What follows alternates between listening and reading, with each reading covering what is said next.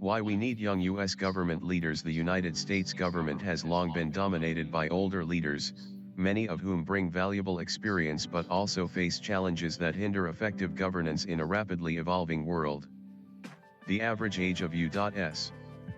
senators is around 64, and many top officials, including presidents, are well into their 70s or older during their terms. While experience is critical, the predominance of older leaders raises concerns about health, technological literacy, and alignment with the needs of younger generations. This essay argues that younger leaders are essential to address these issues, bring fresh perspectives, and better represent the diverse, tech-driven society of today. Key reasons include the health challenges faced by older leaders, their limited understanding of modern technology and social media, and their support for policies like the Kids Online Safety Act, KOSA, that may harm vulnerable groups, such as LGBTQ youth. Additionally, the failure to adapt to platforms like TikTok and the need for term limits further underscore the urgency of electing younger leaders. One significant issue with older government leaders is their health, which can impact their ability to govern effectively. For example, President Joe Biden, who served from 2021 to 2025, was widely respected for his decades of experience and legislative accomplishments. However, during his presidency, concerns about his age-related health issues, such as cognitive decline and physical stamina, were frequently raised. At 78 when he took office, Biden was the oldest president in U.S. history, and public discussions about his health often overshadowed policy debates. Health challenges are not unique to Biden. Many older leaders face similar issues, which can lead to reduced energy, slower decision-making, or reliance on advisors, potentially undermining leadership effectiveness. Younger leaders, typically in better physical and mental health, are better equipped to handle the demanding responsibilities of governance, ensuring consistent and vigorous leadership. Another critical reason for younger leadership is the generational gap in understanding technology and social media, which are central to modern life. Many older leaders struggle to grasp how platforms like TikTok, Instagram, and X shape communication, culture, and the economy. This disconnect is evident in policies like the attempted TikTok ban in the US, which gained traction in 2020 and 2023 but ultimately failed due to legal challenges and public backlash.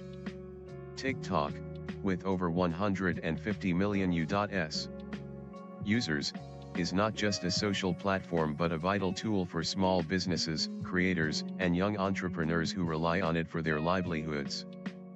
Older leaders pushed to ban TikTok often ignored its economic and cultural significance, reflecting a broader lack of fluency in digital trends. Younger leaders, who grew up with technology and social media, are better positioned to craft policies that balance innovation, security, and economic growth without alienating younger generations or harming small businesses. Furthermore, some policies championed by older leaders, such as the Kids Online Safety Act, KOSA, have raised concerns about unintended consequences for marginalized groups. KOSA, introduced in 2022 and debated through 2025, aims to protect minors online by regulating content and platform features. While well-intentioned, critics argue it could lead to censorship of content related to LGBTQ issues, mental health, and other topics vital to young people, particularly those under 13 who use social media despite age restrictions. Older leaders, often less familiar with how young people navigate online spaces, may support such legislation without fully understanding its implications. For instance, KOSA's vague definitions of harmful content could disproportionately restrict access to resources for LGBTQ youth, who rely on online communities for support.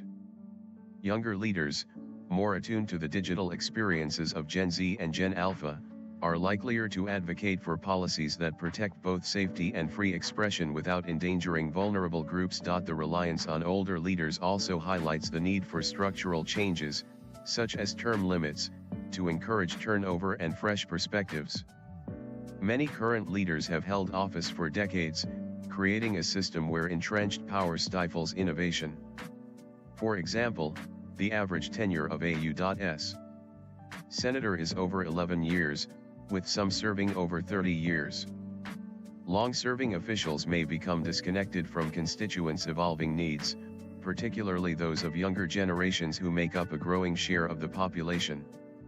Term limits would ensure regular infusion of new voices, allowing younger leaders with modern sensibilities to address issues like climate change, economic inequality, and digital privacy, which resonate strongly with younger voters. Critics of younger leadership argue that experience is irreplaceable, and older leaders bring stability and institutional knowledge. While this is true, experience does not guarantee effectiveness, especially when health or technological literacy is a barrier. Younger leaders, such as Representatives Alexandria Ocasio-Cortez, age 36 in 2025, and Maxwell Frost, age 28 in 2025, have demonstrated that youth can coexist with competence, leveraging their understanding of digital culture and grassroots movements to connect with constituents. Additionally, younger leaders can collaborate with experienced advisors to bridge knowledge gaps, ensuring a balance of fresh ideas and seasoned judgment. In conclusion, the U.S. needs younger government leaders to address the challenges of an aging leadership, including health concerns, technological disconnect, and outdated policies. President Biden's health struggles during his 2021 to 2025 term underscored the risks of relying on older leaders, while efforts to ban TikTok and Pascosa revealed a lack of understanding of digital platforms and their impact on young people and small businesses. Term limits and a push for younger candidates can revitalize governance, ensuring leaders reflect the energy, diversity, and technological fluency of today's society. By electing younger leaders, the U.S. can build a government that is not only experienced but also adaptable, inclusive, and forward-thinking, ready to meet the challenges of the 21st century.